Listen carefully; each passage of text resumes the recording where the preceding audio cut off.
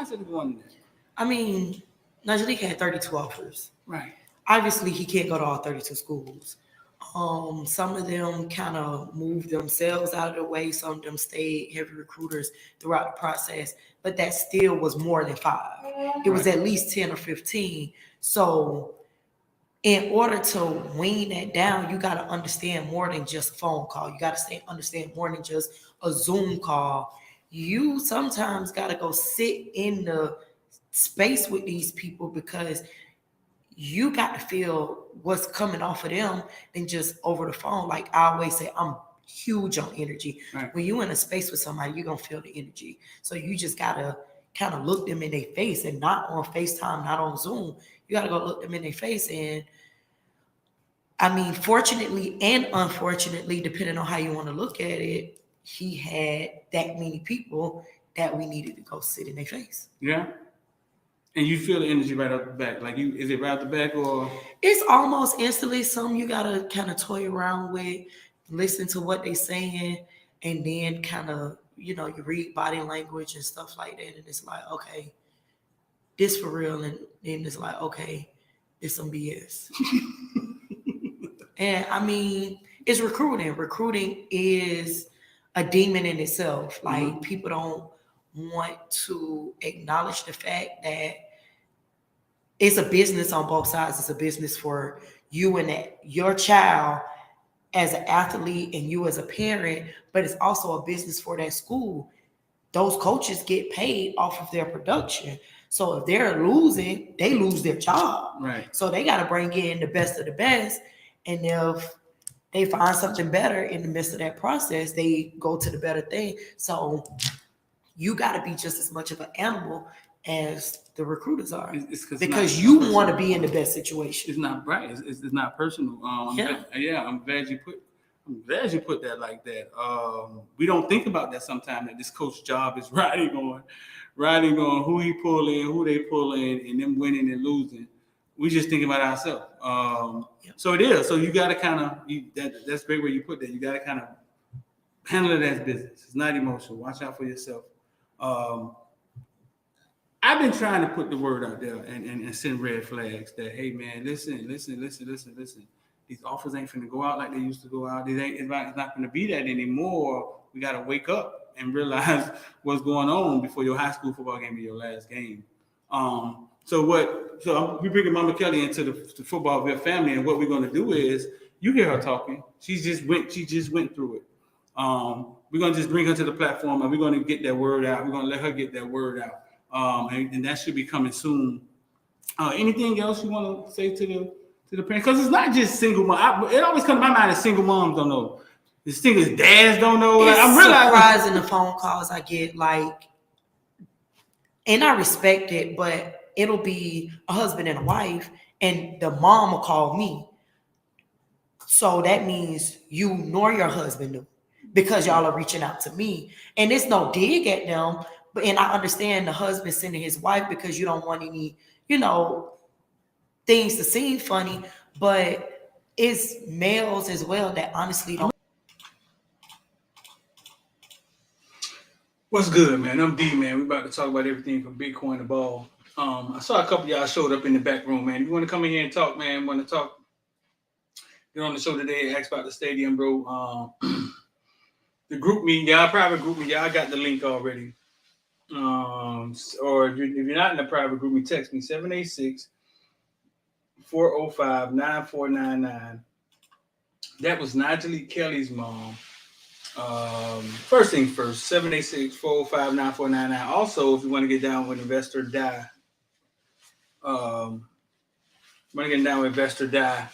get on the platform, man. Put those RD Squad emojis in the comment section. But we talk about NFTs, crypto. Crypto may have touched the bottom. Mehdi says it's going further because it's going to be a recession. We're all going to be broken, standing in line getting cheese. But it may have touched the bottom. It bounced off of like 30,000. It's been bouncing all day. I mean, it's bounced off of like 30,000. I jumped in some stuff. Brought some more crypto. I practice what I preach. I'm buying when things are at the bottom. Brought some more. I think it's a good idea. I got some more loose loss, some other stuff.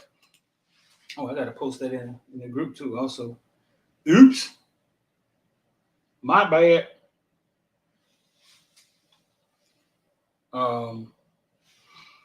Yeah, so if you want to get down with that, 786-459-499. If you want to come on to talk, text us 786-5499. Or if you're in a group chat, the link to come on and be a guest is on there, man. You want to come in and talk about the stadium. Do we need a stadium or don't we need a stadium? That's what we want to talk about. How you guys feel about that?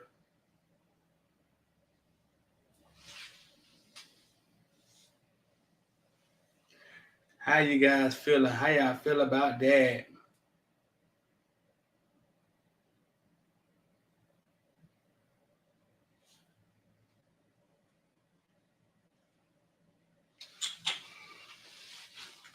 So yeah, if you're in the group me, the link is in the group me. If not, text us 786-459-499. And we'll get you in here.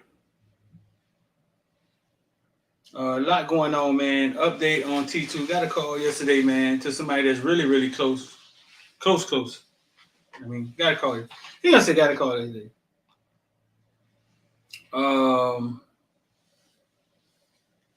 West.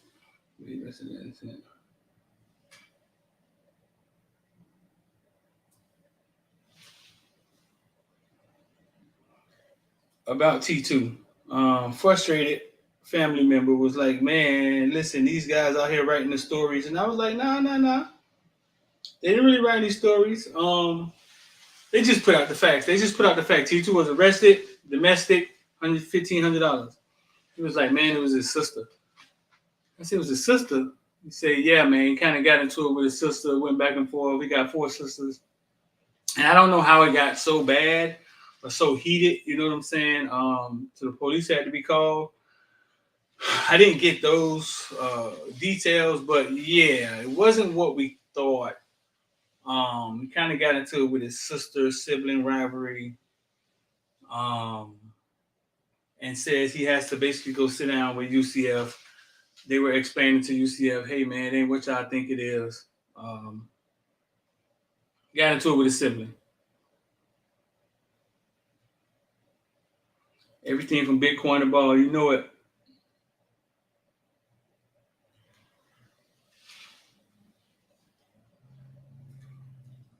So that's what that was about. That's what that was about. What else we got going on? Oh, the link to get on ILD Squad is pinned at the top. If you're looking for NFTs, it's in the description. Shout out to Facebook. We're on Facebook today also. Shout out to Facebook. Michelle, what's up? What's going on? Dolphins pick up running back that's from the local area. American Heritage, Sony Michel. Dolphins have acquired Sony Michel.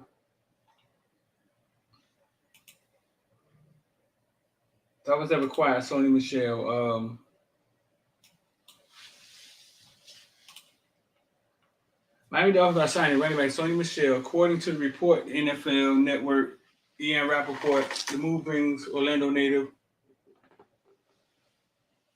and American Heritage alone back to Florida. Orlando native? Sony Michel from Orlando? I thought he was from American Heritage. 2018 first round draft pick, New England Patriots, a 2-time Super Bowl winner. First following the 2018 season as part of the Patriots.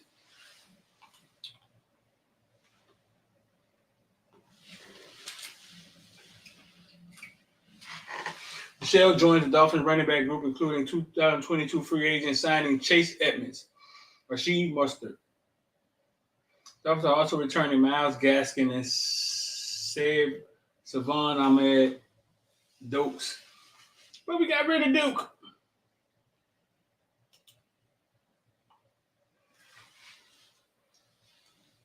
Yeah, but we got Duke out of here. They tried to soften the blow and bring Sony Michel back.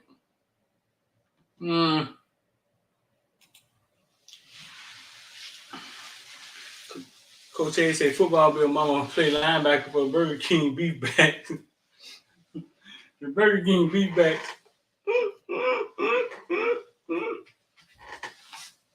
The Burger King beef backs. Shout out to Coach Hayes, man, over there doing big things. Let's go across the team. Sorry, over there with old Gator fan, with old Gator fan over there, Coach Hayes the other day, man. You want to come on and explain? Got you over there with old Gator turd. Talking Gator football. Huh? Nah, my man trying to explain his reach, man. Shout out to him. Shout out to him.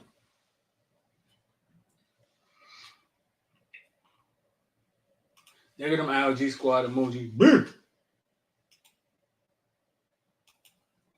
Yeah, man.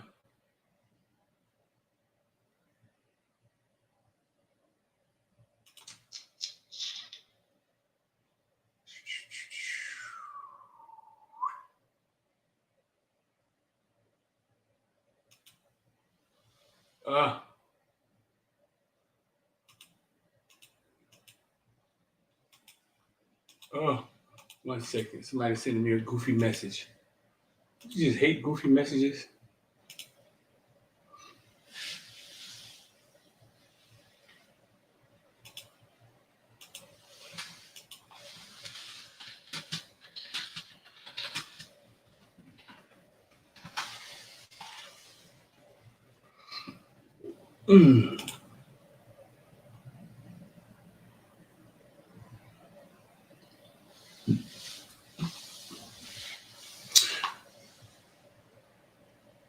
Oh, gosh. Fred was good. Chris Young with the ILD squad emojis.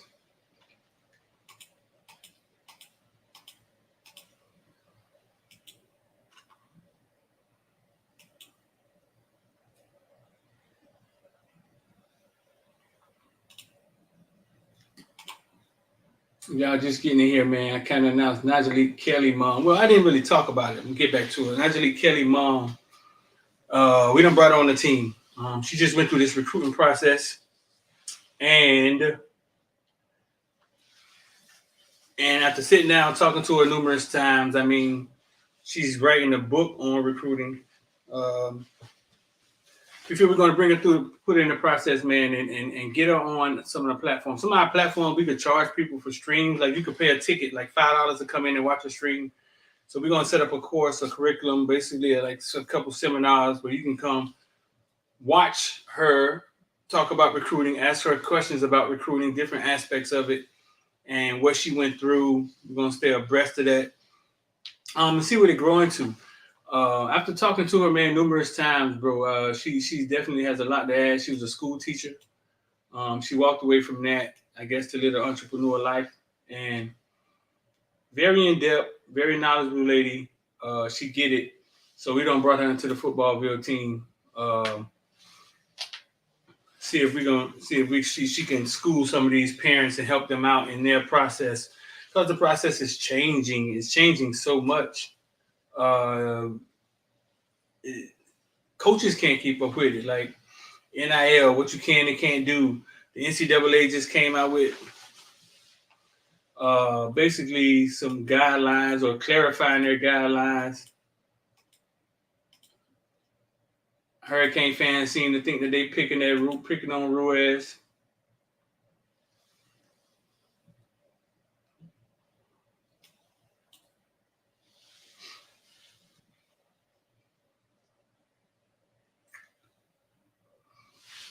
Let me see something.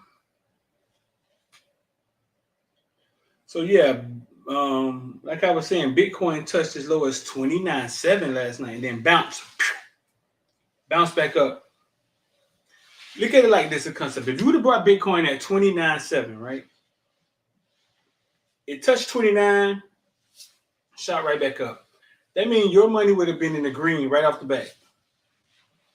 And may not ever, and it's possible, but it may not ever go in the red because you brought it at such a great price. As of now. You understand that concept? That's a simple concept on how to invest. You look at the chart from a long range, weekly, daily, and you see what's the lowest it's ever been. And if you see it approaching there, and you can get a bounce or confirmation that a reversal is coming, you buy it at the lowest possible price.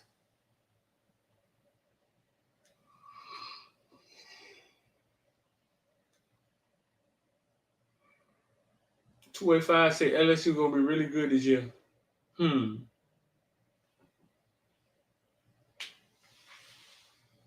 Yeah. Why you feel about that?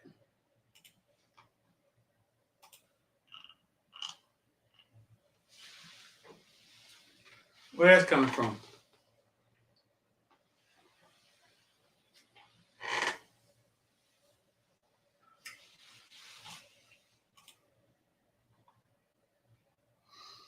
So yeah, if you're trying to get on here, text me 786-405-9499. If you want to group me, want to come on live, the link is the last link that I sent in the group me.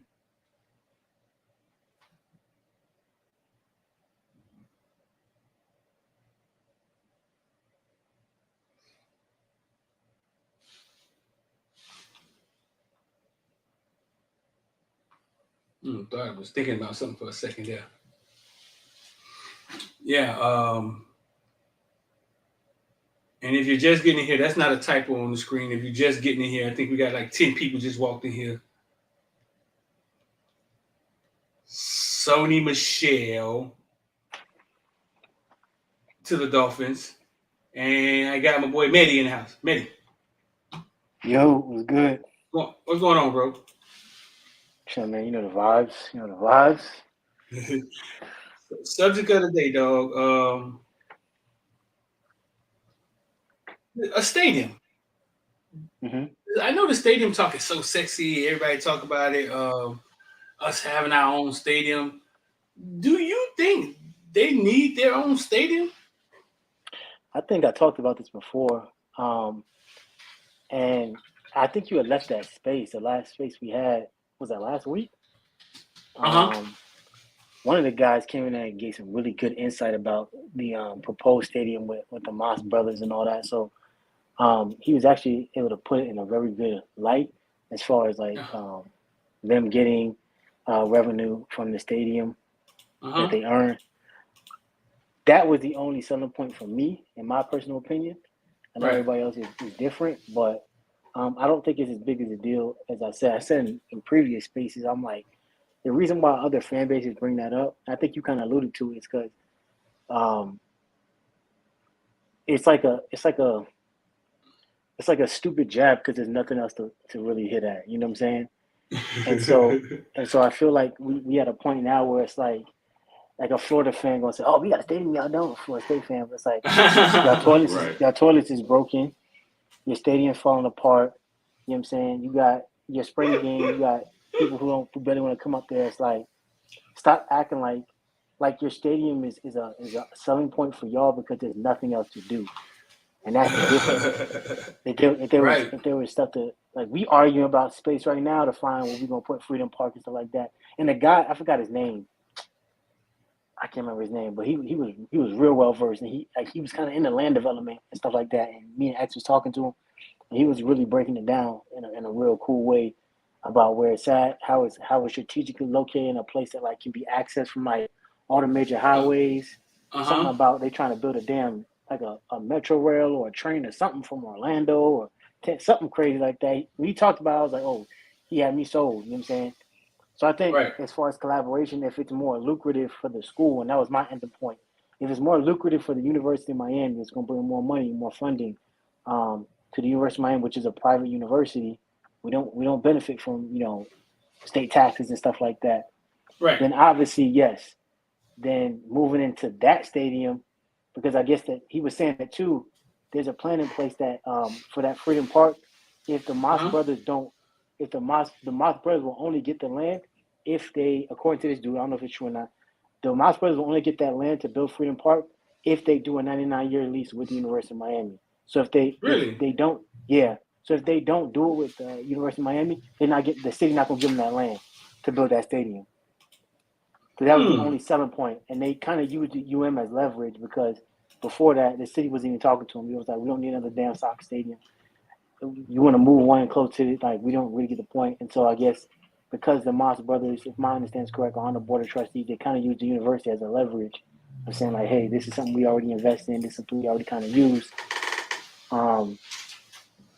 Would this make sense to be put this in this perspective, like to put this here? And so I think it's a business move, man. Like he was talking about, or you was talking about, you know, when you got money, Right. you down here chirping and saying like, oh yeah, they do these things. That shit don't matter. Like the people up there with the big money that's making the decisions, they making the moves, and they not thinking about us. You know what I'm saying? They're not thinking about us, man. Shout to Miami Gardens and all that, but in reality, man, like unless you got moves to talk, like some people should be privileged to be in that room, much less have the opinion. You know what I'm saying? But everybody has their own perspective and entitled to their own opinion. It's just you gotta understand that there's a space for people who got the money to pay to play. You know what I'm saying? And if you don't, you kind of just come down here back to earth with the rest of us and just argue about it. You know what I'm saying? And just talk about it, right? Yeah, you know what I'm saying? But the guy talked about it like I said, man, like you had stepped off. I know you said you was doing some personal stuff, but yeah, man, he went to a whole like it was like he was on the board of trustees, like he was in the room, but I guess he had looked at it from a perspective, like I said, from a land developer and like where it's at located, and he had talked about all that, and I was like, damn. But you did bring a good point too, like because they team colors is pink and black, what do you make the seats? You know what I'm saying? Like what do you make the stadium? Like how do you make it so that it suits a team that got two completely different color schemes? And I think that'll probably be a big deal because nobody wants to know hot ass black seats. It's gonna fade. People say I'm not sharing the stadium with pink seats. Yeah, you know what I'm saying? The stadium with pink seats don't make no sense. You know what I'm saying? So then it's kind of like, if you got a packed stadium, people don't see it. Dog. Yeah, and then we'd be right back here again talking about, we got our own stadium again because we got pink seats down there. Because people talk about that. But they had teal seats and all. It was like, we got teal seats. It's like, y'all need to find something better to do. Clearly, y'all cities don't got enough to do, so this is what y'all do. You look at all the fun shit that Miami people are doing and get mad and be like, oh yeah, look at these stadium seats, bro. It's like nobody cares, dog. Like that's not important. Are y'all winning on the field? Yes or no? Have you ever been to the big college stadiums? Any of the big college stadiums? Any big college stadiums? Yeah. Have you ever been to them? Ironically enough, I went to the Orange Bowl once, like when I was a kid. Like, but I was like, I don't remember this. Like, I didn't care about that shit as a kid. I just was going to a football game. You know what I'm saying? Like, right. Every other Canes game I've been to, yeah, I went to as an outside adult, the Canes. No, hell no. I don't give a damn about none of these other schools. Okay, so the ones I've been to, right? Like I've seen Clemson on recruitment. I've seen Georgia. Their stadiums and their own campus, right? But they don't have like the Florida State Stadium. When you're walking around trying to find your seat, it should look like a state carnival. Like it's not state of the art. Like Hard Rock Stadium with the TVs and the concession stands and all of the cool stuff. It's always, it may look cool inside, but when you're walking around it, it's not built like what we have. The experience we have at that stadium, dog, is very unique. Because their stadiums there, we got a stadium on the campus, but it's like I'm trying to explain it. It's like Trash Powell on steroids. That makes sense? Yeah. Yeah, like the concession stands are lower level. Like they like the stuff is not. Even if you go to Marlins Park is a cool stadium. It's cool the way it's set up, the way you can look at the game from anywhere. But that's not even on the level as the Hard Rock with the stores and the seats and the suites. So for so long we looked at that stadium like it was a hindrance. But if you start thinking about it, like it's an experience that most of the stadiums in college football don't have. Don't they say they sent? Isn't there a nightclub in that stadium? Yes, there's a damn nightclub in the stadium, a cool nightclub too, Club Live. And the kids get to see it. It always baffles me, man. Like, you know, a lot of those guys in them spaces, like they get with those other guys and they argue about with these other fans. I'm like, for what? What are y'all arguing with them for? They don't have a legacy compared to y'all. Their experience don't match up. But like y'all stay. They don't have the caliber of athletes that they put out. They don't put out half as many Hall of Famers as they do. Like they said, right now we at a precious point where like all them players that left the University of Miami in the early 2000s and then went on to dominate the NFL. The NFL about to start honing these players because they're gonna be like, man, you about to make the brand is gonna make a run. We gotta stop it. They already started with Devin Hester. If you sit down and look at those guys who's on those all decade teams, they're like, man, when it comes to like and that's why sometimes we always talk about, especially when it comes to guys going to Hall of Fame, I always look at quality versus quantity, right? Because people right now is like, man, Alabama factory putting players out. It's like, do you see these guys doing things that's gonna say like, man, he had a string of 5 years where he was the best fill in the blank in the league. I don't really see that. They put out a bunch of dudes, but at what cost? You know what I'm saying? And I think who's the best one? From where, like in Alabama? Yeah, who's the best one that they've put out in the league? I can't have that conversation with you because I haven't seen a person where it's like they put this guy out and he was the best fill in the blank for the last 5 years. There's always a year when they all, but it's like you can look at Ed Reed and say Ed Reed at one point it was him and maybe Palomalu, maybe. I think I was just people trying to throw a name in the hat, but it's like we hear about legendary coaches like Bill Belichick saying like I had to plan around Ed Reed. Like when the Ravens was coming to town, we had to stop everything we were doing and be like, he was so cerebral. It was like there's a point where you can look back in history and say for 5 years, Ed Reed was the best safety in the league. Right. There's a point where you can say Devin Hester was the best returner we ever saw. And Ray Lewis may be the best linebacker. Exactly. Right. And I'm looking at all these other schools just putting on it, and I can't see a player right now that I'm like, who can I think of? What's his name? Mosley? C.J. Mosley? Is there a point where you said C.J. Mosley was the best linebacker in the NFL for the last 3 seasons? No. And it ain't none of them quarterbacks. The running back will strike fear. You might make a slight argument. Travis Henry. What his name is? Nah. Henry. Travis Henry's up there, but Derrick Henry. Derrick Henry, yeah, Derrick Henry up there, but Derrick Henry. Julio Jones.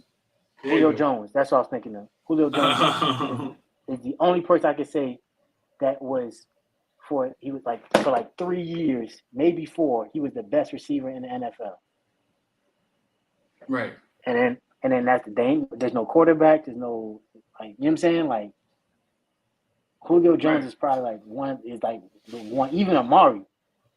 I was like Amari was doing his thing, but injuries, things like that. Like it's a very man. I think as we gotten older, it's like the NFL has come more and more in fruition. That's not for long.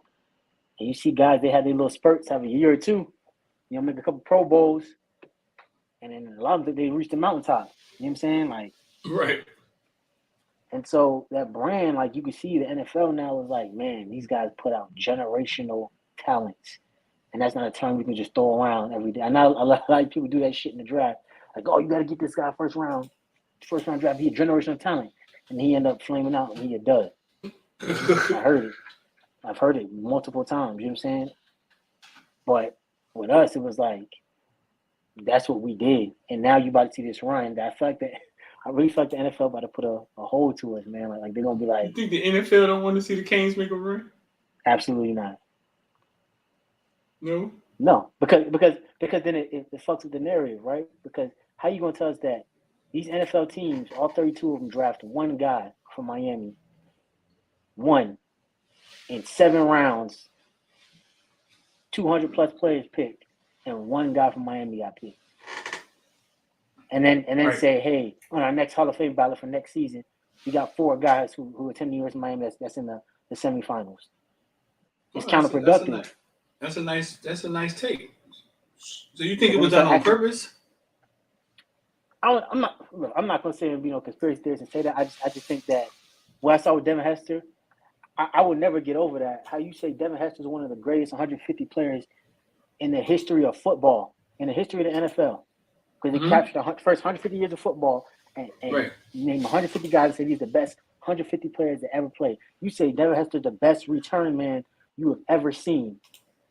Right. And everybody's saying surefire Hall of Famer, and then the first chance he get, nah, not this year, maybe next year. Cut it out. And we ain't seen nothing like him since. We ain't seen nothing even remotely like him. I will never forget, as a Giants fan, I will never forget watching that man catch the ball in the back of the end zone, politely walk out like he wasn't gonna return it, and then just take off and take it to the house. Like that's different. People don't do that every day. Like running the opening kickoff back in the Super Bowl in the rain in Miami. In Miami. Like, what are we talking about? We never see. We will probably never see that again. Maybe in the next, because some of these dudes get a little fast. I ain't gonna lie, but the likelihood of doing it and having the impact that he had in the first couple of years of the league, like people always say, like he's the best return man we've ever seen. People, the NFL tell me that NFL head coaches who probably never even paid attention to special teams in their entire coaching careers suddenly like, oh, we got Devin Hester this week. Hey, I need my special teams coach paying attention. We got a plan for this because he ain't return no kicks on us. Kick it out of bounds. We'll take it 40 yards. It is what it is. What? And this is not something that happened when he got to the league. That was from college. And then the NFL coaches got stupid like, he in the NFL now. He ain't doing all that. Oh, hold up. Wait a minute. Whoa. How many returned? Oh, no. Get him on film. Get him on film. We got to figure out how to stop that. Nah, ain't no way. And then you have coaches, legendary NFL coaches, with this mindset, and then you tell me that his first shot, he don't get a chance? Cut it out, man. Cut it out. No, and so I get what you're saying. I feel like a lot of that stuff, man, is just I'm not gonna say it's no conspiracy. The NFL ain't looking up for you with Miami. Because a lot of it is our fault too. And we talked about it with the bad hires and things like that. And we put out such a massive talent who ended up going elsewhere that we can see it. The NFL starting to catch the rest of these regions are starting to catch up as far as talent goes, or at least attempting to. And the NFL is starting to figure out that, hey, I got a South Florida kid who goes to Baylor. Let's go get him in the second round. He got at least speed. He just didn't go to Miami. In Tyquan Thornton. You know what I'm saying? So it's like Tyquan Thornton, yeah. Yeah, so it's like the NFL is like these dudes know what they're doing. Like I've heard people say ever since the draft ended, they got John Ford because of size. But you mean tell me a dude not went to not one but two D1 schools, had an impact, and both broke all these records for a single season, goes undrafted. Make that shit make sense. Right. But once again, it looks bad towards the brand because, someone in the group may put like an all undrafted team, and they got guys on there who a lot of them is South Florida talent. A lot of them is talented guys who played elsewhere, who played. Not many people could say they can go to two D1s and get an impact, much less make the field.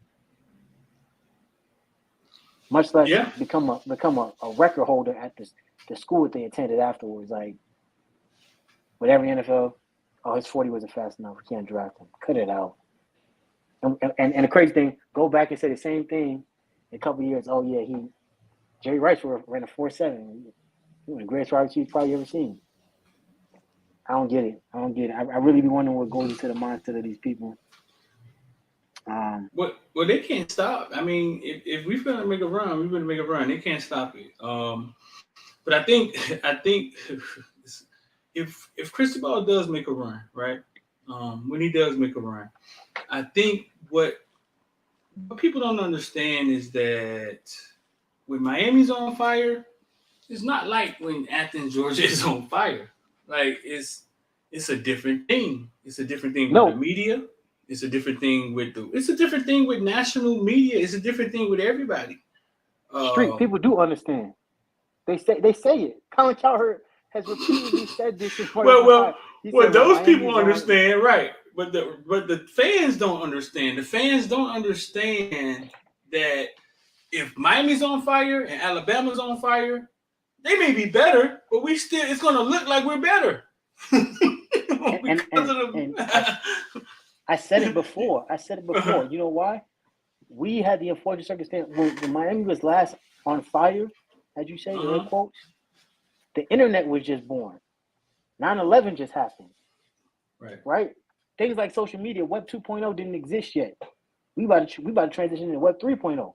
Web 2.0 didn't exist, which is social media, getting interconnecting this with different people through these different apps and things like that. Right. Facebook wasn't a thing when mine was on. So shit, it was barely MySpace, and not even, I don't think. So you gotta think, we didn't spend time talking shit to people on the internet, so we didn't understand how far our reach was, how much vitriol the rest of the country had for our school.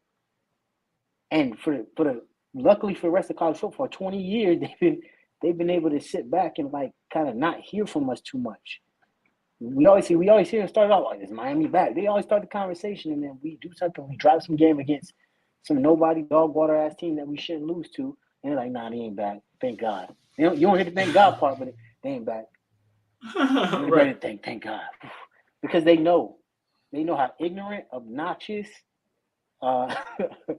Because they got a glimpse of with the Miami Heat when the Heat was on. And to this day, the Heat ain't even to the level of the caliber when the Heatles was in town. We're not even to the caliber of that. We good. We're a very good squad, but man, the national disdain for the Miami Heat was enormous, and people couldn't stand us. And that was a taste. That's a team that we really like. We bought and recruited talent to become that level, right? Imagine when we recruit talent in droves and then keep replicating it every year. Man, it's over with. It's over with. These people they're gonna cancel all their social media. You bring up Web 3 real fast. We bring up Web 3. Me and Rich sat down with the biggest NFT guy right now, the biggest NFT guy in Miami, which is actually Ted Lucas, Slip and Slide owner. He the one put on the NFT convention down here with Mark Cuban and stuff. Yeah, man. We sat down with them. They got a project they're doing, man, and we may be partnering with them with our NFTs. They want us to come on board. They're trying to do something huge with NFTs, dog. Something we sit on here and talk about every day. We sat down with them, and we sat down and traded the same ideas. They just happen to already have a platform, Web3 ready, and they want football bill, and we're trying to negotiate that. He's the biggest player down here. He saw it. He the one created Slip and Slide with Trick Daddy and Take It to the House and all that. He was the CEO. Yeah. But he saw NFTs. He said he saw Bitcoin when he first started, and he was like, "Oh hell no, I'm not letting this happen again." And he threw this convention, charged people $500 to come in. I think 9,000 people showed up. Mark Cuban was there. And now he kind of made himself the face of NFTs. So that may be coming, man. So I just want to interrupt you and say that because man, you big on NFTs, but no, that's bro. I mean, what you're saying is exactly right. What you're saying is exactly right. Miami with a decent team. I don't know what the hell else they could do. I don't know what the hell the country boys gonna be able to do. Right? They out front running with the baton. You seen the little girl who dropped her shoe in the 400-meter dash? Went back and put her shoe on. Have y'all seen that yet? This is what it's gonna look like. I'm gonna pull it up right now. This is what it's gonna look like. Okay. Y'all out in front, y'all running. I get it. They way out there. They made us look like FAMU last year. But if we start running, right? If we start running and get some wind behind our ass, it's going to swallow. It swallows other cities. Maybe USC. USC was kind of a big thing when it was big, right? Like the media loved USC. Was it? They're so far though. I don't know if we get the same impact. Man, but you got to think too. This is what it's going to look like right here. Check it out. Oh, you can't see it. I thought I shared it. Wait, here it comes. I'm gonna share it and then you can say what you're about to say. The funniest thing ever, dog. Hey, I want to knock you. She ran her shoe. She dropped her shoe. Go to where you are. Go Lay. Dog, she moving. She moving. Nah. See all the little country boys in Georgia, Alabama, LSU. That's exactly what it's gonna look like. That's exactly what it's gonna look like. That's exactly what it's gonna look like.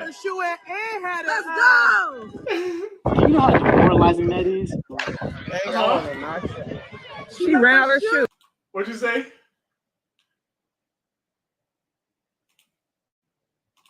Oh, I muted you. I muted the wrong person. I muted you. I meant to mute the video. What'd you say? No, I said, do you know how demoralizing it is to be that far out in front? You running, you see the finish line, you're like, oh, I'm there. And then you hear somebody, and if you ever ran competitively, you know, like there's a mental force you gotta go through when you running and you going through your own breathing and you hear somebody behind you, hear their shoes, you hear their feet moving faster, you hear them breathing behind you, and you like, oh hell no. Do you know how demoralizing that is? Like, she's right here. She's right here, right? This is what I think. Now she's running against a bunch of little light-skinned girls. I think she knows I beat these girls every year, every day. So let me just go put my shoe on and let's make this thing exciting. Let me put my shoe on and make this thing exciting. I think she knows she could beat them. And so she's right here. We're gonna watch this again with no sound. She's right there. She's not even really rushing, look like it. that's different. That's different. I think she knows that she can beat them, and she probably beat them all the time. But if you That think is about so Miami, funny, dog. that's the beauty of Miami. It's different when Mario said it, you know, in his recruiting recap. He's like, man, this U is different. It's a recognizable. But I told you, I'm up here in North Dakota and somehow found a damn Funko Pop. No other colleges in there, like not North Dakota State, not University of North Dakota, none of that. I found a damn random Miami. How the hell did that even get up here? Who ordered that? You know what I'm saying? Like, it's a brand that you can't.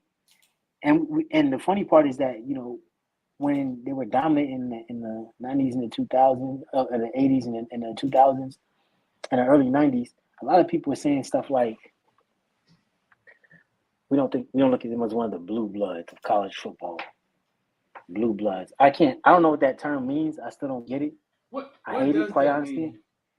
I don't know. I think it's if I'm thinking, I think it's let's see. Let's Google. Racial. They say that's Terrence. They say that's Terrence Crawford's daughter, the boxer. Oh, okay. So she's in Mississippi or Alabama, one of them country towns. That's where he's from, right? Blue bloods. Let's see where did that come from. Let's see the definition of blue bloods. Yeah, blue bloods something like traditional. But what I would perceive it as is that you are not one of the teams that has, you know, the things that we consider as Americans traditional. Right. And so I look at it like, yeah, and I think that's how a lot of those narratives started. And back then, you know, when it wasn't cancel culture and a lot more things were socially acceptable that we would not allow today, yeah, calling Miami kids thugs like that, yeah, like, so, you know, from a purely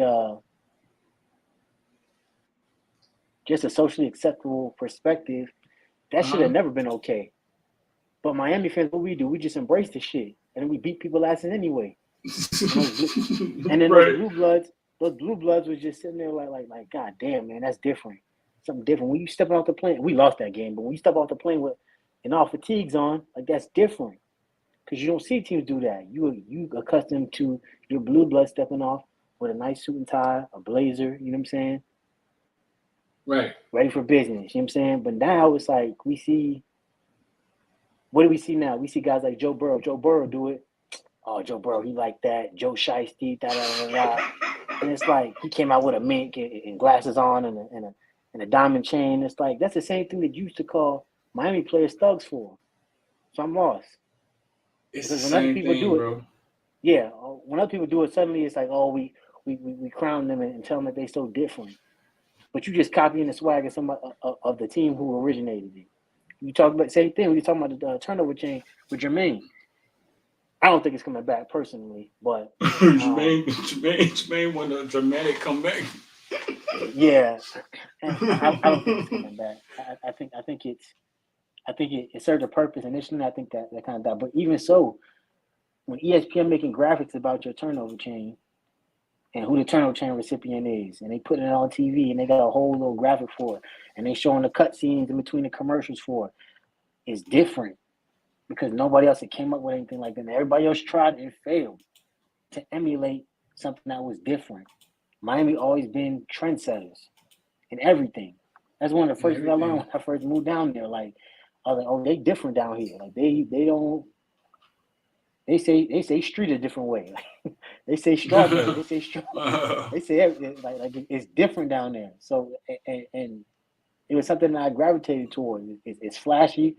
It's out there and it stands out. And I think that's the part that people can't stand when you always follow the same role and patterns of a quote unquote blue blood. Then you just see a bunch of blue bloods kind of copying that same pattern, and Miami comes out and it's like, man, outside of them basically living in paradise, they fast too, they strong too. God damn, like they got it all down there. Like, what are we doing? Like, but that's why I felt. It says blue blood being the membership of a noble or socially prominent family. The term blue blood came to be associated with aristocracy simply because it was not uncommon in earlier times for European nobility to have skin that appeared to have blue cast. You want to talk about that with that kind of translation? I'm gonna leave that alone. I ain't gonna turn to that kind of show. I'm gonna leave it alone. But anyway, and like I said, it's kind of, I already alluded to it. I talked about it earlier. I'm gonna leave it alone. But anyway, when we talk about that, exactly, it's something that is familiar. It's this is a, like we always talk about like things like Ohio State. When Ohio State comes out and they're bad, and the pageantry, and blah blah blah blah blah, and all these other schools. And I think it's always funny, like, you got like a lot of these HBCUs, and the HBCUs be having their own spin, own style. You don't see them making movies. You don't see them making movies about no PWI schools bands. That's look at this band. Listen, you don't have it like that. I know exactly what you're saying. Check this out. I cover games. I used to footballville, which used to be me with a camera. I would go out, I shoot youth football games, high school football games. I go shoot the Hurricane games, right? I've been to College Stadium. Went to shoot my daughter's Howard versus fucking, oh my God, what's the other school name? I think it's out of Virginia. Not even one of the big HBCUs. Hampton? Was it Hampton? I think they were yellow. I think it was Hampton. Howard versus Hampton. Not even one of the big ones, right? Not even one of the big HBCUs. Do you know, I went out there with my camera, usually how I do, and I felt overwhelmed. And I was like, why can't I do this with one camera? You're trying to get the girls, the band, you're trying to get the game, you're trying to. And I was like, so I started asking people, what's a better event, FAMU versus Bethune or Auburn versus Alabama? If you put the same amount of cameras on both of them, right? If you put the same amount of cameras and you put them on TV, right? What would be more intriguing to watch? FAMU versus Bethune or Auburn versus Alabama? It's Auburn versus Alabama. What are the other? It's Grambling versus Southern. Bigger, better event, dog. There's more to see there because I experienced it from a working standpoint. Like, I experienced it from, holy shit, I need another camera. I can't shoot all this by myself.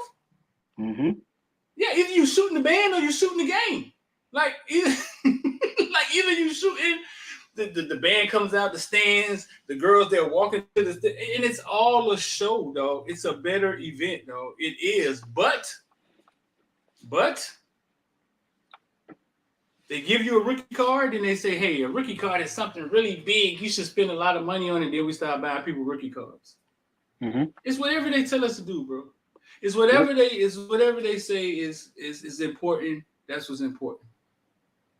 Facts. Yeah, it's whatever they say is important. That's what's important. I'm going to tell you, Grambling and Southern is a better experience than Alabama Auburn. I bet you. I would have said like this. I would have said what's a more fun experience. I You would say said some like what? A what? that. What's a more fun experience out of those two? Right. Because you go to Right. Auburn, Alabama, you going to Auburn, Alabama for the football game. Mm-hmm. And that's where it stops. Like Right. you go for a football game. You hope Auburn upset Alabama. You kind of feel like Alabama probably gonna pull that one off, and then they may store in the field, and then you go home. Somebody gonna throw Right. the toilet paper, and then on a tree, and then they gonna go home, right? Like, maybe burn a couch or two. You know what I'm saying? Right. Maybe some mild incest. I don't know. You know what I'm saying? But and then you go home, right? And I can Yeah. understand exactly what you're saying with the overwhelm.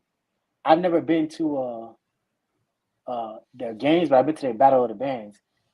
And when I tell you that it's intense, like the feel for those Battle of the Bands by itself. No football being played whatsoever. The real pageantry, the women getting out, the little, dances for all that stuff trumps as far as an experience goes, having more fun, It having does. more. It It does. trumps every time, every single time. You And I got the think- dancing girls. I forgot about the starlights and the starlights. You got the Yeah. dancing girls. You got the fucking cheerleaders. The Bro, flag it dance, is. all that. I could not do it. It was too much for me to try to capture. And you don't They get got that entire- with Florida They State, got entire Miami. YouTube. Yeah, they don't get get entire. They get entire. Here's another thing that solidified my point: is nobody believes what we saying, right? I think it's always hilarious. It's hilarious when I see this argument. I don't know if you remember a couple of years ago, OBJ came out and he had actually paid the band director at LSU to play, the song Neck. Yeah. Yeah. He paid the band director to play Neck when LSU was making their little run. And the band director wouldn't do it for a while, and then he finally caved in and he did it.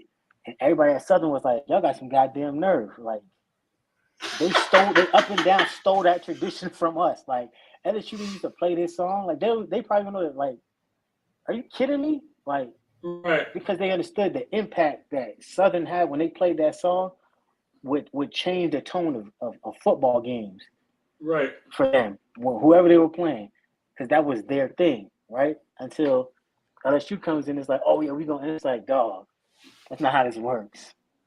That's not, and they still do it to this day. They play Neck, and every time I hear it, it's like, you ever go to Walmart and buy something great value brand? like it's cheaper, and save you a couple of dollars, but when it's like, this ain't the same, dog. Like, it's I good. didn't even know but- that. I didn't even know that. Yeah. Yeah, they went straight So up. LSU straight plays up and down. it. Yeah. Yeah, they play it. Absolutely. And one of my best friends, he an LSU fan. I was with him at the game when I went to that season opener when Rick was there. When Jeff Thomas went crazy, was catching on the balls and all that stuff. Yeah, I was at that game. Long night for me, but When Fam comes to Hard Rock Stadium, the Hurricane Band watches Fam perform. they do. I mean, They halftime shows is night and day. but first they had to get the players about out of 70 points at the half. HBCU. No, it's not even like something that you compare. Yeah, It's Fans something were you losing compare. by 137 points at halftime. Miami Band better go ahead and pack it up, man, because it ain't happening. It ain't happening. No, it ain't happening. It's not even. Yeah, it's not even. It's like it's different levels Yeah. to it. But I had to experience that, and when I left that game, I started asking myself, because even my daughter's cheerleader team, she was captain of the cheerleader team. They was like something to watch. Mhm. Like I started asking myself, like, wait a minute, bro. Like, it's a more festive event to be at an HBCU rivalry game, and that's just the small ones. That's not even Southern Grambling. You know what I'm saying? Yeah. I can only imagine. Under the Radar tells me all the time, man, you gotta go to Grambling versus Southern, or the other one, Alcorn versus somebody. I can believe it. Yeah. But everything is marketing. Everything is who can scream the loudest, and it's who gets on TV, who can get in whose face. You know what I'm saying? And that's the team. Yeah. That's what wins. And That's what wins. I applaud a lot of these companies like ESPN for starting to shed more light towards these. You know, even as far as like having a game, I think they do a game day once every year now for like the past few years at an HBCU or at an HBCU campus or something like that. And so, hey, shout out to them for that. But at the end of the day, yeah, I definitely, it's one of those things that I definitely route. Deion was a necessary injection in the arm of that space because he's put, and I really hope to start seeing people transitioning over. More people transition over that way because I think that's one of those things that it deserves to have a light shed on it. And I think someone said before, I can't remember who said it on here, but when you look at the history of NFL teams, some of these teams was solely relying on some of these people that created Hall of Famers on their teams from the HBCU ranks. And so, yeah, how it fell off, I'm not entirely sure.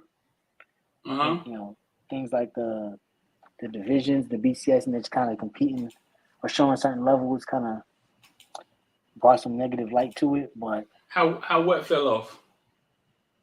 How a lot of these people recruiting and drafting a lot of these HBCUs. Oh, HBCU? Yeah. I don't. It's like, You're right. How did it start? Like, listen, bro. Like, go watch. It's a movie. It's a documentary called what is it called? And they tell you the history of HBCUs and how HBCU was running 5 wide receivers, and how all the players used to have to play at HBCU, and how they took away the power from the HBCU. You know what I'm saying? Just rendered them right. In my opinion, it boiled down to funding. Yeah. Basically, yeah, they took away the power. They all the TV, they didn't put them on TV. They just handicapped them, and then took the. Yeah, think about that. Like how we go from segregation, right? How we go from us having to go to HBCU, right? Baseball players having to play in the Negro League, to them taking the best players. And, like, how does that happen? Like, how does it go from now? Y'all stay over there and play y'all nigga ball. Wait a minute. We may need some for y'all. It's a reason why they always have a Jackie Robinson Day in the MLB. There's a reason, because in real life, once again, and it kind of goes back to my original point, it's different. When they realized that it took somebody breaking the mold, breaking the conventional line of thinking, and saying, let me go over here and check out one of these Negro League games. And then you see somebody like, wait a second, this guy is different. Everything that one of my players do, but at a faster pace, better, you run farther, you jump higher, it's different. History always shows this, has always shown that the people who are willing to do something different is the ones who end up coming out on top and being successful. Man, I'm watching this. It just finished yesterday, but that Winning Time show with oh yeah, I heard it the was Lakers. really good. Man, and then see that dude playing a young Pat Riley, man, and it's like, I ain't never been a Lakers fan. I don't plan on ever being one, but it makes sense why that team allowed it, because Pat Riley was willing to be different.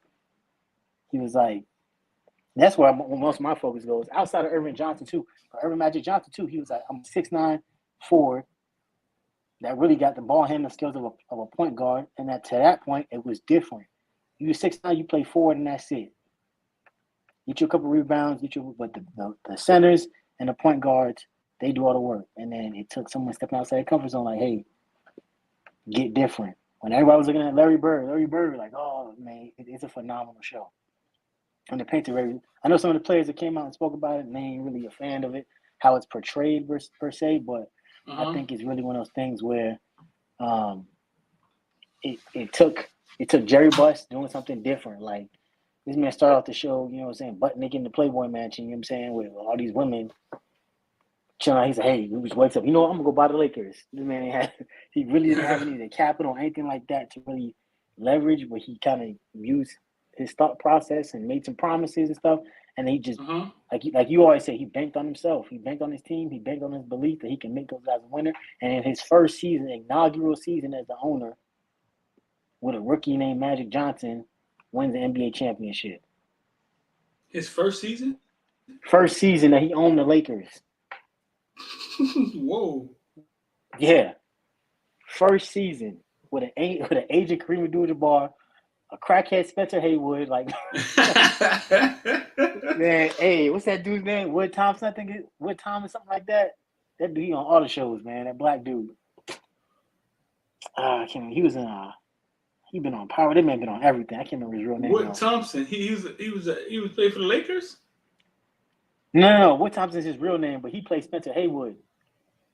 I think his dude's name is Wood Thompson. So this is a show. This is not a documentary. It's a show. No, it's like a mockumentary, like a show, but it's like a dramatic retelling of their season. But it follows the actual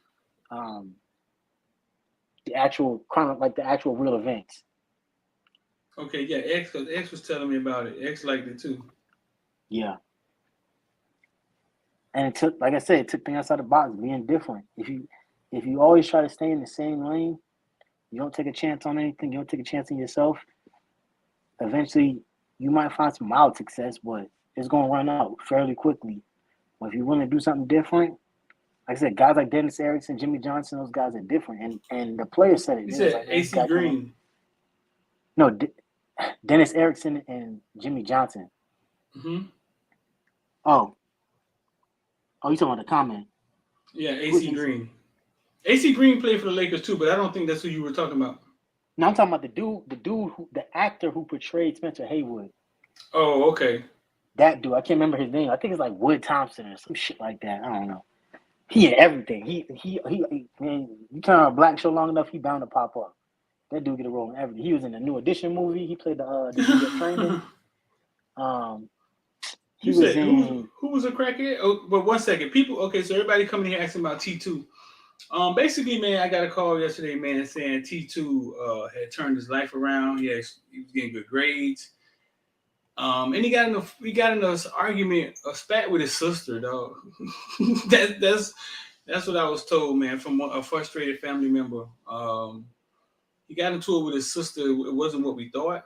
Now, how could he get that bad with his sister? I don't know. I mean, sometimes in those situations, neighbors call the police. But yeah, man, I heard he got into it with his sister. Okay, go ahead, man. You say got into it, you mean like an argument or something physical? Well, it said battery, so somebody had to get hit, right? But I don't know okay, so I'm just gonna say this. He has 4 or 5 sisters, right? I think one of them is gay. Okay. From what I got out of it, it was like the sister was antagonizing him. And somehow it got out of hand. So things aren't always what they seem, bro. They're not. They're not always what they seem. You can assume all you want to sometimes, but yeah, it's just an assumption. Yeah. That's unfortunate, man. I hate hearing about any of that stuff. Like I said, how that turned to arrest. Right. I know. How does that turn into arrest? But it's according to I'm not how gonna lie bad to they you. were arguing. Like I want to say maybe 4 months before I actually left to boot camp. Me and my mom and my sister got into it because I came home late one night. Around the end of I was coming from church. Like my church had put out an album, and I was at the release party at my church, and I came home, and my mom was questioning me, asking me, "Well, why?" And I'm like, first of all, I don't go to school. Like I'm out of school. Like I ain't got no job to go to. Like what is the issue? And she said, "Oh, it's serious." I don't know what my mom was on, but it happened. Sometimes, man. And one thing led to another. We screaming at each other. Next thing I know, the cops show up at the house. I'm like, oh, this is it. You know what I'm saying? They pulled us out they pulled me out on the line.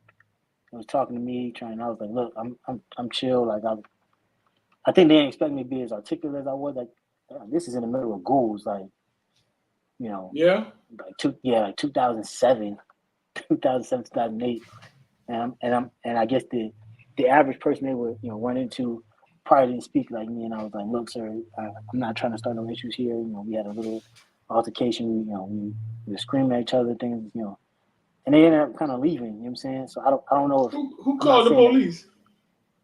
To be honest with you, I don't know. I don't know if it was one of my sisters. I don't know because I got two younger sisters. I don't know if it was a neighbor. I didn't ask all that. I was just trying not to get shot. That was my biggest thing. I was like, That's our only And it's- word. When the police come up, you see how that is? That's our only word, man. Just don't shoot me, man. yeah, and I'm showing them my hands. Like people, man, people don't understand, man. It's a different reality for us. Like, and it's crazy. At the same time, a couple years after I joined the military, my house got broken into in Ghouls. My mom called the cops on 3 different occasions. Nobody showed up. What? No one ever showed up. Kicked my mom door in, took all kind of stuff, TVs, everything, and nobody ever showed up. And now I'm mad because I'm in the military now. I'm a taxing citizen. I kind of know my way around, you know, self-defense and things like that. And I'm pissed because I'm like, man, when we got into a little argument, they was in here in a heartbeat before I joined, and then I come back and my mom's property got violated, and it's like And nobody comes. Nobody comes. No, I mean that's what I'm saying. Sometimes it happens, bro. When I was going through with my baby mom, I went there one night just to see the kids, man. They saying they didn't know where the kids was at and just doing baby mama stuff, man. Mm-hmm. And she let the kids come outside with me. I was holding my son. He was like 2. My daughter was maybe 4. So I wanted to just sit in the car with him. I was gonna go sit in the car with him, walking, holding my daughter. She was like, and my baby mama followed me outside and punched me in my face.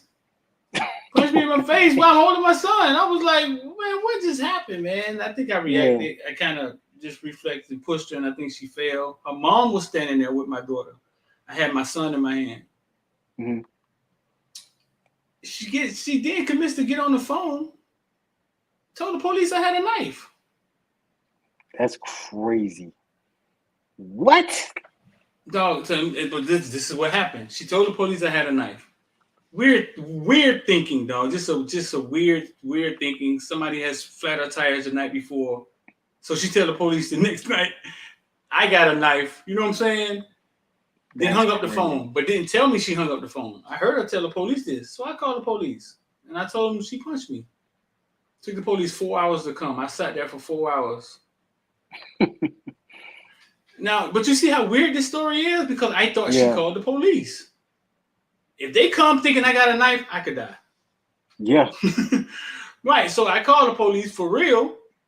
Took them 4 hours to come. They get there, and I said, listen, if I would have punched her, y'all would have had Captain America, Spider-Man, everybody looking for me. We both were officers, you know what I'm saying? I'm like, bro, like this is unreal. It took y'all 4 hours to get here. But that's what I'm saying. Back to the T2 thing is like you never know, dog. Like if I'd have got booked, they would say CEO booked domestic violence. He had a knife. Yeah, y'all would have believed every bit of it. Yeah, and that's all I'm saying. Part, man. Yeah, that's all I'm saying. Too often. Y'all would have believed every bit of it.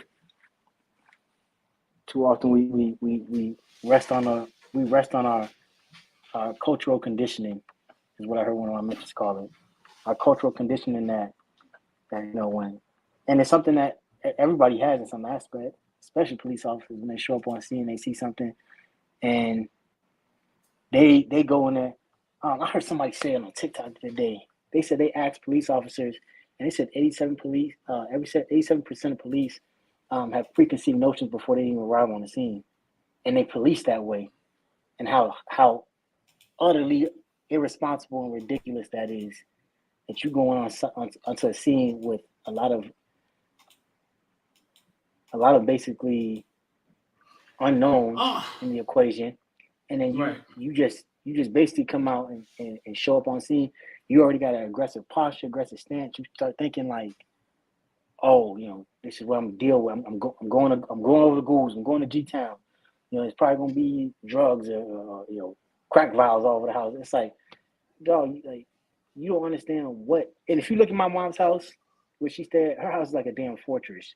She got after she got her house broken into, she locked every gate. She got multiple locks on her doors. Like every window got bars on it because cultural conditioning says that, right? She went through one experience and was like, "Yep, this ain't gonna happen." So when you show up to our house, like it's not even one of those things where you think that because our house looks like it has a very decent appearance from the outside. You know what I'm saying? So it's not one of those. It's not a house you would think would be happy. But then ghouls, that's a whole nother conversation about, what do you call it?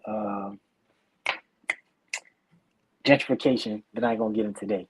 But ghouls look different. I'll leave it at that than they used to.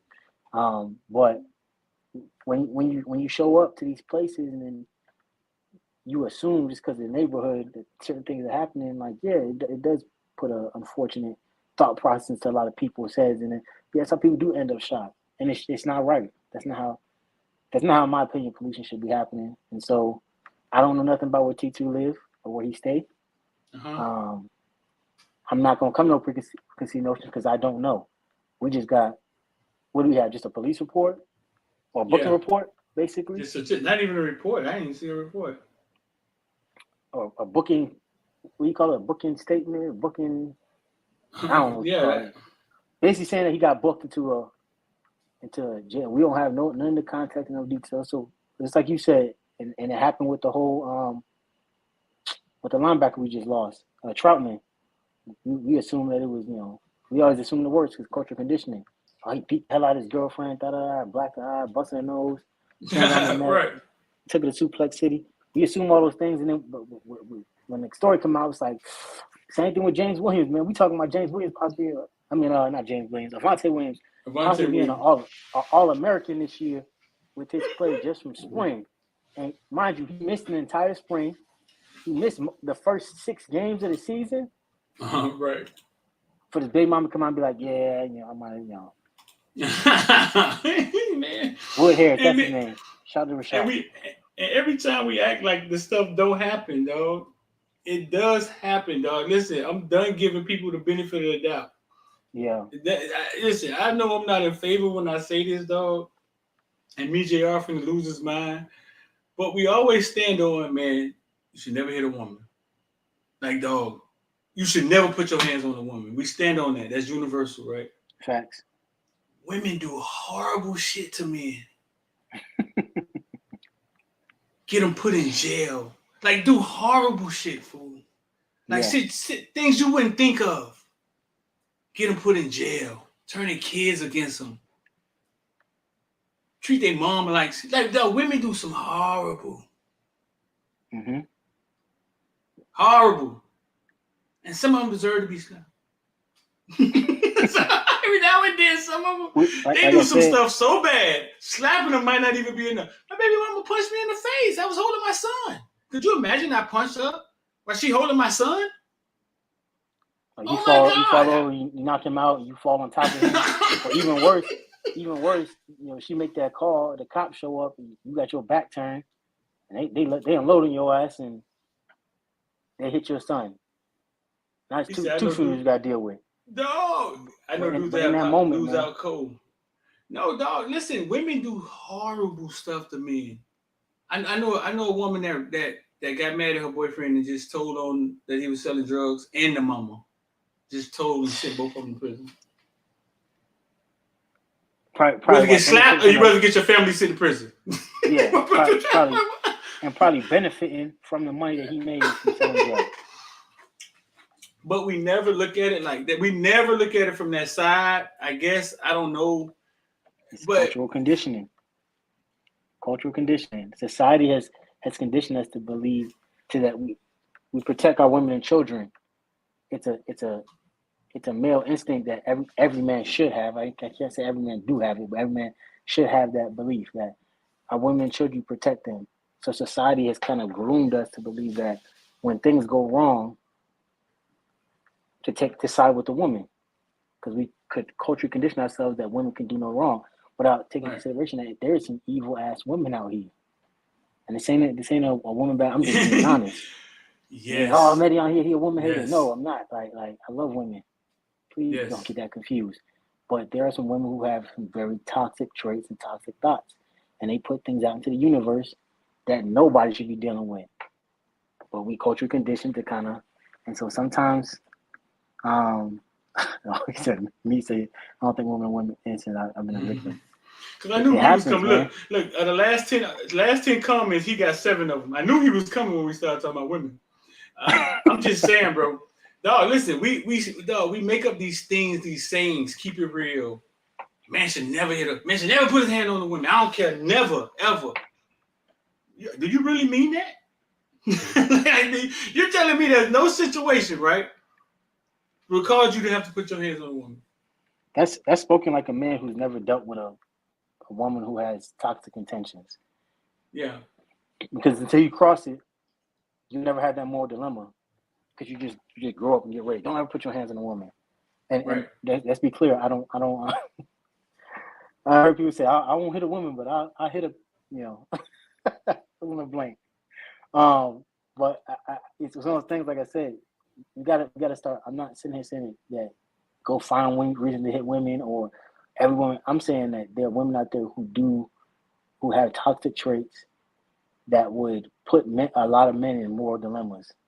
Mm-hmm. And you kind of wonder, it's like, luckily for me, I'm in a better space now where it's like, man, like that I'm telling you, that Kendrick that I posted, that Kendrick I posted yesterday, man, he said it, man. He said, hurt people. And so I'm in a mental space now where it's like, I got to start thinking about, the type of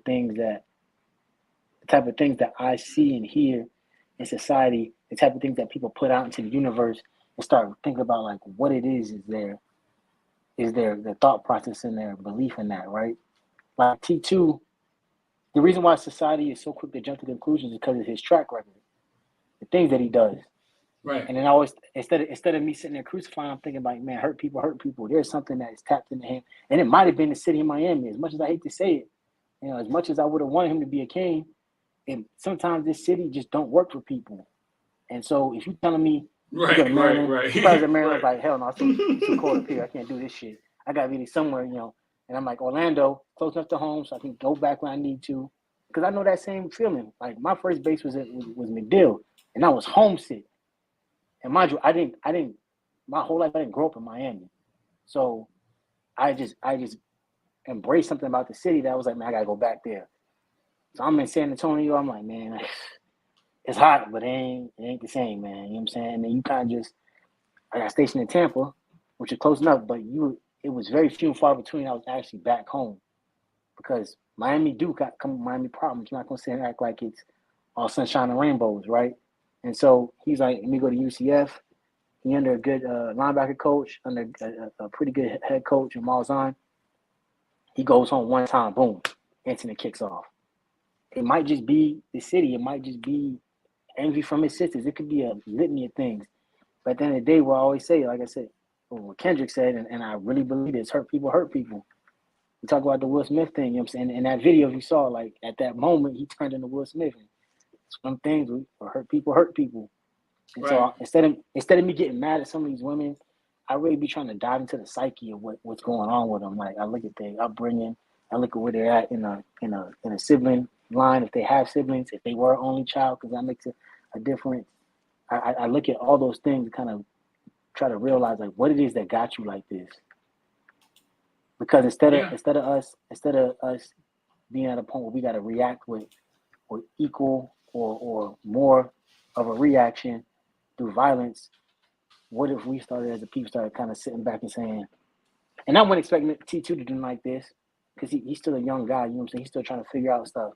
And, I'm in my 30s, so I could kind of have that. But I was a hothead too. I love fighting. I stayed suspended all the time. Pretty much since 5th grade, I was suspended all the time because it's one of those things that I got a thrill out of fighting. Who was this right here? I couldn't pinpoint who this was. Jussie Smollett. The dude from Empire? Oh, the one that came. Yeah. And this is Kobe. Okay. Yep. Kobe, OJ, Jussie Smollett, Nipsey Hussle, and Kanye. And Will Smith. What was he trying to project in this song? Like, what was he trying to say? Man, them lyrics, man, I could do a whole dissertation about that song. He was talking about the culture, man. You hear me talking about cultural conditioning, and that's so real. He was talking about how same thing we was talking about. He was like in his first verse, he was saying like something to the extent of, you know, your best friend will knock your baby mama down while you in jail. You would see, I'm sure you saw plenty of dudes who had to deal with that trauma, being behind those walls. Like I know the concept of marriage to a lot of people is foreign, but some people they look at having a child with somebody as you know an illegitimate marriage almost. You know what I'm saying? And for some people, when that happens and they kind of find out that someone that they, whether it was by choice or not, had a child with, that you have a relationship as co-parents or whatever, is knocking down, you know what I'm saying, someone that you thought was your boy, like that, and then he comes out and, you know, he does something because hurt people. And so he spoke about like how our culture has this, he was basically saying fuck the culture, because the culture projects that. The culture projects and reproduces that idea of hurt people. He was talking about how you had homeboys who be your homeboy one day, you come up on some money and they ready to tap your pocket. It's like, yeah, what you got from me? It's like, I thought you was my man. We grew up. We went through experiences together. You know what I'm saying? And now you in my face, demanding I give you something that I worked hard for. Like, what that look like? How does that work? You know what I'm saying? And it's deep, man. It's so deep. Even when we talked about when he turned into Nipsey, he was talking about the guy. He could see the pain behind the guy's eyes, because he was in that last part of that verse. He was talking as if he was speaking from Nipsey. It was eerie. It was one of the craziest things I've probably ever seen. But he just him talking from that. It felt like Nipsey was talking through him, in my opinion. And it was one of those things where he was talking about, you know, just looking at the guy who shot him. I see the pain behind your eyes. He's like, because I understand and I forgive you for it, but you know, but your soul is now in question. You know what I'm saying? Because whatever the motivation was, you know, because some people have whispered that, you know, he was a government plan and they saw what he was doing. Because I ain't gonna lie to you, Right. as far as that crypto space, Nipsey was one of the first rappers I seen on it. Nipsey was one of the first people going technological and bringing that technology to the hood. He opened up a technological workspace in Compton called Vector 90 that allowed young people to get on the walls. He had some billionaire come out there and they posted up statistics about how few black people are in the technology space. And he saw that, and so he built a space for them to go in there and learn coding, learn all these different things. He was brilliant, way ahead of his time. He had AR technology on the walls of the Marathon store, so you can go in there and scan a certain QR code, and it will pop up on your phone with a special deal, like stuff like that. Like he was on a different mindset when I first started hearing about crypto. It was from Nipsey Hussle, and this was like 2017. And I was still like, what he talked about? He's like, said we have less than 1% utilization in the crypto space. So he's like, if you get into it today and you stay on it, he said, when we get to 5 or 8%, then what? And if I'm being completely honest, we at that 5 to 8% now, and we see crypto is booming. How does someone in 2017 with very minimal knowledge on that have that type of, you know what I'm saying? So it's one of those things. But he was in Cali though. I mean, they're ahead of us when it comes to technology. But I get it. I would say, and this is coming from someone who moved from Cali in 2020. I would say the Bay Area, San Francisco, what's that other place? That area, the Middle Central area, yeah. But LA's on crypto, but not to the extent like as the Bay Area. Gotcha. So he knew something. Rapper networking Young met a lot of people. You saw this today? Yeah, I saw it last night. Some dude. Unbelievable, fool. Like you're talking about 10 years of investigation, indict, gang. Young Thug, 28 of them. Young Thug got a RICO, and he is facing legitimate. Gunna might get off because Gunna kind of can play the stupid role, but it's guys who come out saying that they were asking Young Thug for it because he started his own brand of Bloods, the YSL gang down there in Atlanta, and so he had his own faction of Bloods, and these guys was like really like on that life, and they were actually like YFN Lucci, who is currently incarcerated down in Atlanta. He Right. got beef with Young Thug, and it was dudes in there asking like, "Hey, can we put this hit on him while he up in here?" Like, and it's on record. And so, Right. he, Right. like that RICO and that conspiracy charge, he is facing real ass jail time. That's real crazy. jail I time. mean, this is the Young Thug who used to wear the dresses. This is it's kind of hard. Like that's crazy. The one that wearing the dress is the one that's really on it. You know what I'm saying? Hey, and you know what? If you doing 10 years of research and you sit back looking and you investigating, you probably think like, ain't no way. A couple years Right. ago, when you see him doing it, you think, ain't no way. This dude told this dude to put a hit on this dude. Cut it out. They said it was a Right. drive-by that they had, and he paid He for like rented a the car. 2004. Yeah, he paid for the car, like a Yeah. 2004 Infiniti that he was using the drive-by. It's he facing real time. You ain't got his ass last night. He facing real jail time. This is the type of stuff they got Bobby on. Like Bobby Shmurda, I don't know how you beat that damn case, but Bobby Shmurda was going to spend a large chunk, if not the rest of his life, in prison. Well, because And them Bobby GS Shmurda didn't have anything to do with it. He grew up on the block, right? Mhm. It's almost like I grew up on the block, right? You see the little shorty walking around. I know you, Bobby Shmurda. We even looked out for you before. Bobby Shmurda blows up. Now it's like, hey, you ain't gonna forget where you come from, right? Mhm. And that's how he was related. Okay. So yeah. So trying to and that- take care of the block, you know what I'm saying? Trying to take care of the Yeah. block. Not necessarily a gang banger, but it's just, man, I do know these dudes. They looked out for me. And it's just a vicious cycle, man. It is. Yeah. And Then they just and tied that's him to it. and that's kind of how like Gunna's related, but oh, Jeffrey here, oh yeah, he got a long road ahead of him. When I heard that when they said that's like a rapper or a drug dealer's worst nightmare, when they throw that term RICO out there,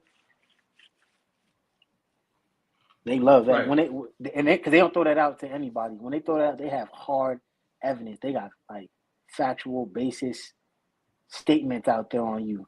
And so when that happens, that means typically somebody in your circle is snitching, from my understanding. And two, you're in a position where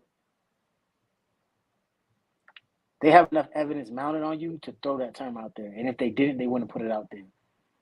That's not like your local police department or your town sheriff. That's alphabet boys. That's different lettered agencies that are on your ass. So Right. typically starting with the FBI. So if they man, hey. Once again, hurt people. So Yeah. Well, listen, man, boy, I appreciate you, boy, today, man. We got a little stadium talk in, and I agree with a lot of stuff you're saying. I'm gonna listen to this song again. I was listening to it on Bluetooth. Couldn't really watch the video and listen to it. I'm gonna check it out. What city you in now? I'm in North Dakota. Ooh. Yeah. I'm up here in Wholesome Holloway land. You know? North Dakota. Yeah. All right, man. Appreciate you, man. Holla at me. Hey, appreciate you, Street, man. Thanks again. Yep. All right. So listen, bro. Listen, man. That was Mehdi. Talked about the stadium. We talked about T2. Heard it was his sibling he got into it with. Not necessarily beat up girlfriend. We about to run up out of here.